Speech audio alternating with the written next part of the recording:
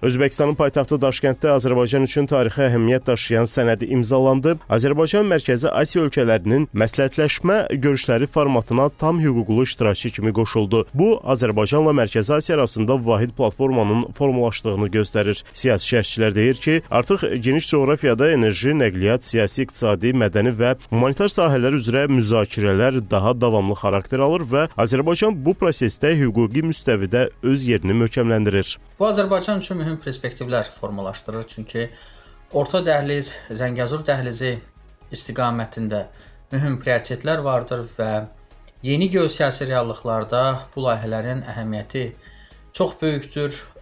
Şərq ilə Qərb arasında bağlantının formalaşmasında Azərbaycan körpü rolunu oynayır və Mərkəzi Asiya ölkələri bu məsələni diqqətdə saxlayırlar. Son illər Mərkəzi Asiyaya beynəlxalq diqqətin ciddi şəkildə artdığını deyən şərhçilər, böyük geosiyasi mərkəzlərin bu coğrafiya ilə əlaqələrini genişləndirməyə çalışdığını bildirir. Azərbaycan üçün də bu istiqamətdə 5 ölkə ilə kooperasiya mühüm imkanlar yaradır.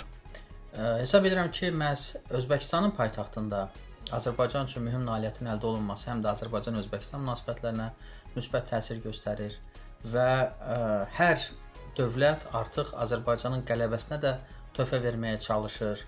Özbəkistanın, Qazaxıstanın, Qırğızıstanın, Qarabağ və Şərqi Zəngəzurda təhsil və elm, uşaq yaradıcılıq mərkəzləri fəaliyyət göstərməkdədir. Türkmənistanın himayəsi ilə həm də məscidin tikilməsinə dair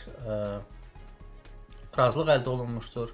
Və bütün bunlar həm də Türk Dövlətləri Təşkilatı çərçivəsində bizim əməkdaşlığımızın ruhunu, etimad müstəvisini göstərən amildir.